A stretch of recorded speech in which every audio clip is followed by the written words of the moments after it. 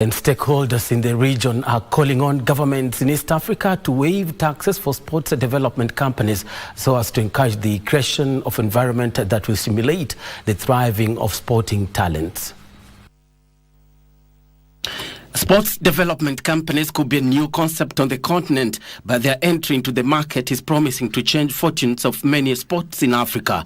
Unlike commercial partners, sports development companies seek to create serious partnerships that help expose the talents. What we want to achieve is to create an environment for African talents and champions.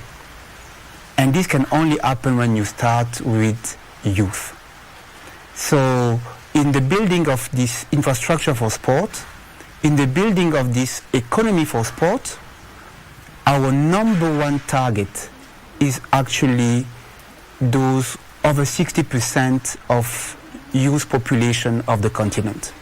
In Rwanda, a collaboration between the National Basketball Federation and Mchezo is expected to turn around the tidings of the sport in the country, with the company introducing incentives to league teams to encourage competition. People shining in Africa, in Rwanda, to be recognized because around them, it is a shiny environment. So we are starting with the federation, basketball. And you have introduced here something totally new, which was the locker room bonus. So during the playoff, we were giving to every player of the winning team instant money through mobile money when they were leaving the pitch to the locker room.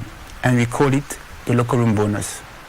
It is a way for us to not only encourage best competition, but it is also a way to demonstrate that this whole, I will say, challenge that people think exists to pay players is just not relevant when you decide to give yourself the means to do it.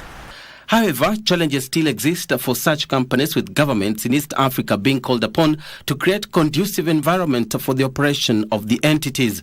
Imagine if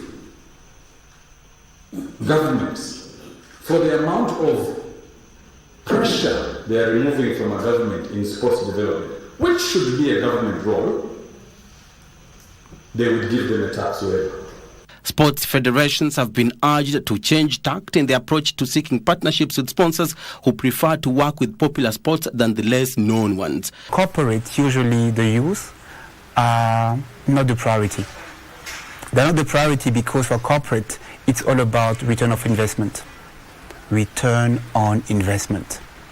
If I invest in this event with youth, who is going to see it? Who is going to buy my product? But this is not where we are. We are into the building of sport infrastructure. The views were shared during sports investment deliberations held on the sidelines of the 13th edition of the East Africa Legislative Assembly Games held in Rwanda in December.